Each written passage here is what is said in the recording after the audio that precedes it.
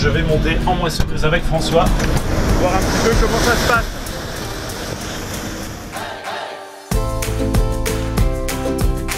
Donc, comme je vous l'ai expliqué tout à l'heure, aujourd'hui c'est François qui pilote la machine. En général, dans notre organisation, c'est celui chez qui on récolte qui conduit la machine de moisson. On peut peut-être demander à François de nous expliquer comment fonctionne la machine juste sur les deux manettes principales. François, on t'écoute. En fait, tout se conduit à la manette manuelle. Là.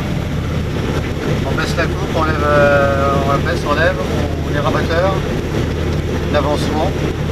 On n'a plus de manette au pied. Il faut avoir un œil sur les écrans pour surveiller tout, que le boulot se fasse bien.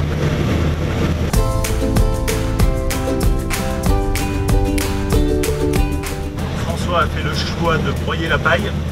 Il ne fait pas d'andin, il ne fait pas de ballot de paille, ce qui permet de restituer plus facilement la matière organique au sol.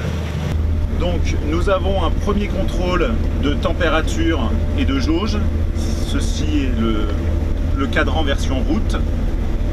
Et une fois au champ, François change d'écran pour avoir un peu plus d'indications techniques sur le pilotage de la machine.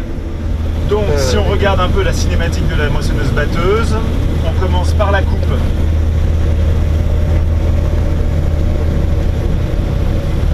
Qui coupe les tiges et emmène l'ensemble de la matière vers le convoyeur. Ça passe sous le siège du conducteur. Le grain est battu et il est stocké dans la trémie.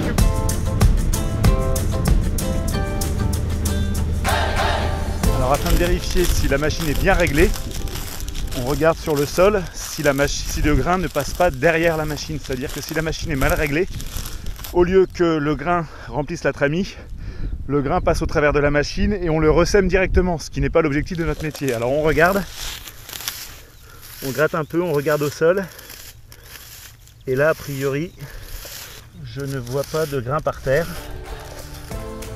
donc j'imagine que la machine est bien réglée.